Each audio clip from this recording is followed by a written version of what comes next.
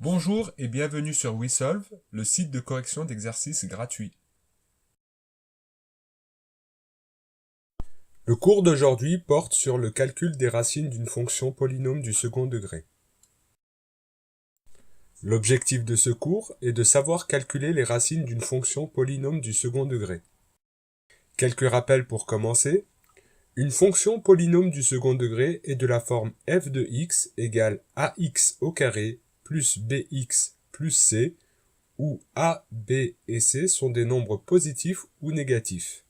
Par exemple, f de x égale 2x au carré plus 3x plus 4, ou encore f de x égale moins x carré plus 2x moins 3, ou f de x égale 2x carré moins 2x plus 1, etc. Autre rappel, la fonction polynôme du second degré a une courbe représentative de forme parabolique. Voici quelques exemples, soit une parabole tournée vers le bas, ou une parabole tournée vers le haut. Dans la représentation graphique d'une fonction polynôme du second degré, les racines de cette fonction correspondent aux abscisses des points d'intersection entre la courbe représentative de f de x et l'axe des abscisses. On voit ici que trois cas sont possibles. Dans un premier temps, on peut voir que la courbe est tournée de la manière où elle croise deux fois l'axe des abscisses. On remarque que f de x a deux racines. Autre cas, la courbe touche une seule fois l'axe des abscisses. Ici, f de x a une seule racine. Enfin, dernier cas, la courbe est tournée de manière à ce qu'elle ne croise jamais l'axe des abscisses. Dans ce cas, la courbe de f de x n'a pas de racine. Calculer les racines d'une fonction polynôme du second degré revient au fait à résoudre l'équation f de x égale 0, soit ax carré plus bx plus c égale 0. À quoi peut bien servir le calcul des racines d'une fonction polynôme du second degré? Dans un premier temps, ces racines vont nous permettre de faire l'étude de signes de la fonction et obtenir son tableau de signes. Ensuite, ces racines peuvent nous permettre de mettre f de x sous sa forme factorisée. Nous verrons ces deux points dans un autre cours. Passons maintenant à la méthode pour déterminer les racines d'une fonction polynôme du second degré à partir du calcul. Soit une fonction f de la forme f de x égale ax carré plus bx plus c. Pour déterminer les racines de f de x par le calcul, il faut dans un premier temps identifier les nombres a, b et c. Il faut faire très attention aux signes car a, b et c peuvent être négatifs. Ensuite, calculer le discriminant delta. Delta se calcule avec la formule delta égale b au carré moins 4ac. Le signe de delta obtenu nous permettra de déterminer si f de x admet deux racines, une racine ou aucune racine. Il faut ensuite calculer les racines et on choisira le cas en fonction du signe de delta.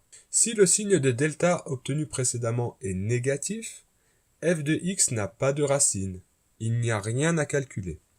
Deuxième cas, si delta est nul, c'est-à-dire si delta est égal à 0, f de x admet une seule racine.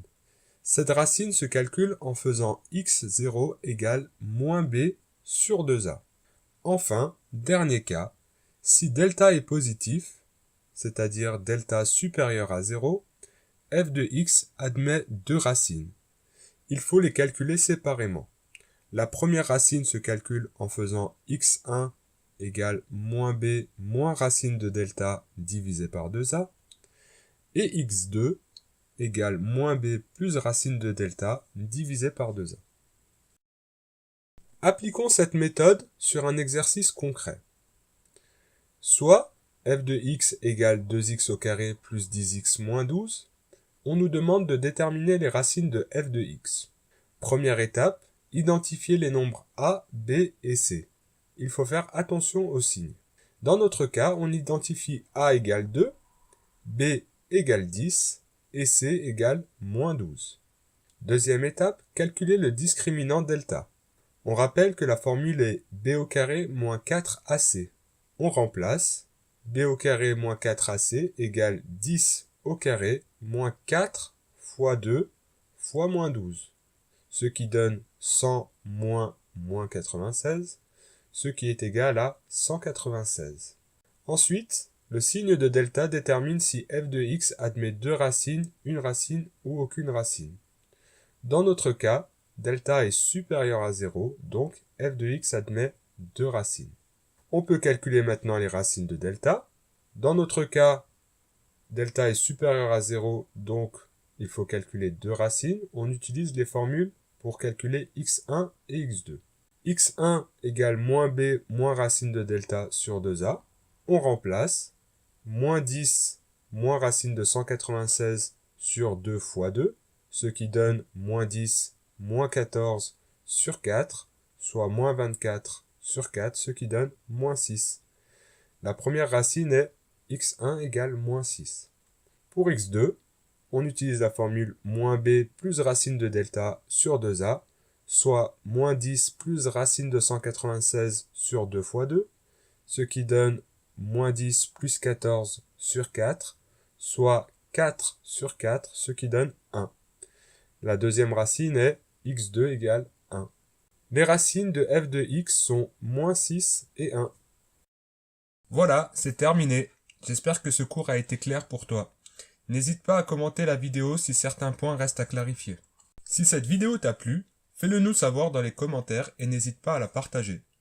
Si ce n'est pas encore fait, abonne-toi sur notre chaîne YouTube et n'hésite pas à nous suivre sur Snapchat, Instagram, Facebook et Twitter pour rester alerté de notre actualité. Pour terminer, si tu as besoin d'aide pour faire un exercice, n'hésite pas à te connecter sur www.wesolve.fr et télécharger une photo de ton exercice. À bientôt!